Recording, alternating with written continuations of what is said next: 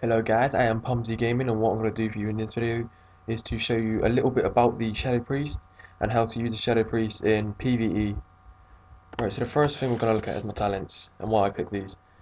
Okay, you've got the Void Tendrons. It summons Shadow Tendrons out of the ground, rooting up to 5 enemy targets within 8 yards for 20 seconds. Killing the Tendrils will counter the effect. Right, I picked this because if you're soloing, you want to get a bit of distance on since you're ranged, and if he runs up to you, you use that, got a bit of time to escape. Can I use this? The Angelic Feather. Place a feather at the target location. If allies walk through it, they gain 60% increased movement speed for 4 seconds. Only 3 feathers can be placed at a time. Accumulates an additional charge once every 10 seconds. I use this in case of a quick escape. If you and your party members are being chased by like a massive amount of mobs, you pop that and use it to Tendrons as well. You've got a nice, good escape. Okay, and I've also picked this. From darkness comes light.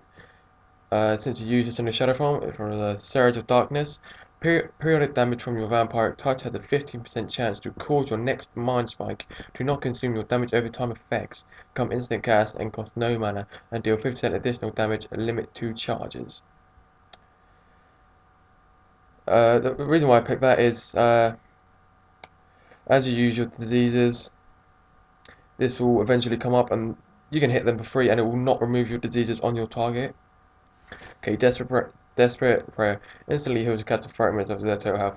Okay, so if you're in a dire situation, you've got a couple of mobs on you, you've got probably about, I don't know, if you're my level, you've got about 20k HP, you pop that, you pop Desperate Prayer, and you've got about 70% HP, and you can probably get out of there.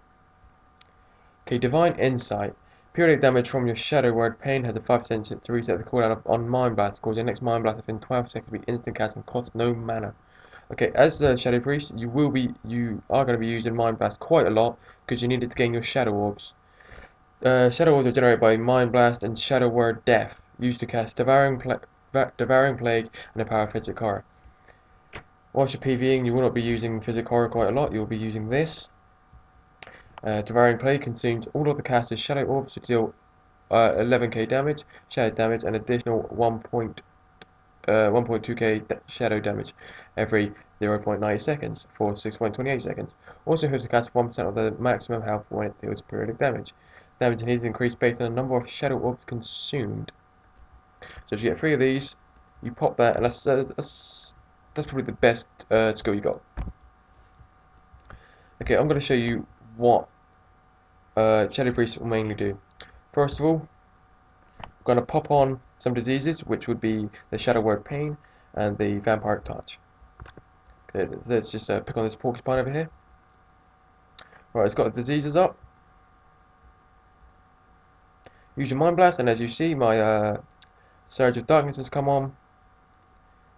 Hit that, get some DPS in it, and whilst your diseases are there, you can't use Mind Spike because it will remove the diseases, so you want to use Mind Flay. That's just like a fill-in spell, and as you see, that mob kind of died quite quick. Really need to find a higher level mob. Right, let's try that again. Gonna use Mind Blast first. Put my diseases on. I'm gonna use Mind Flay. That's just a fill-in spell.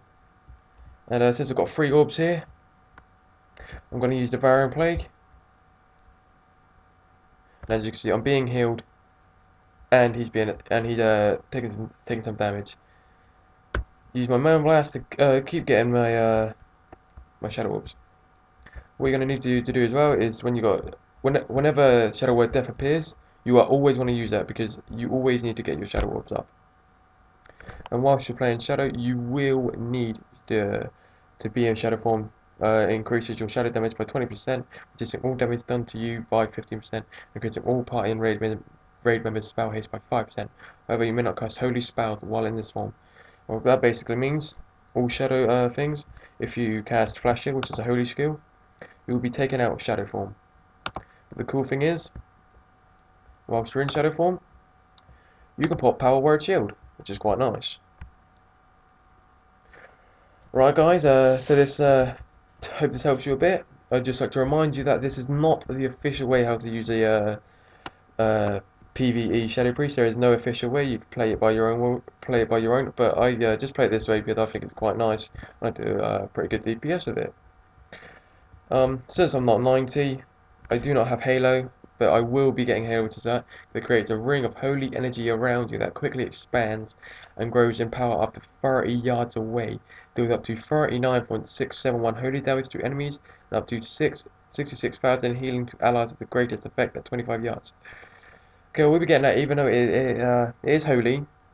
It's probably an AoE spell, and if you've got four or more mobs, you want to use your Mind Seer.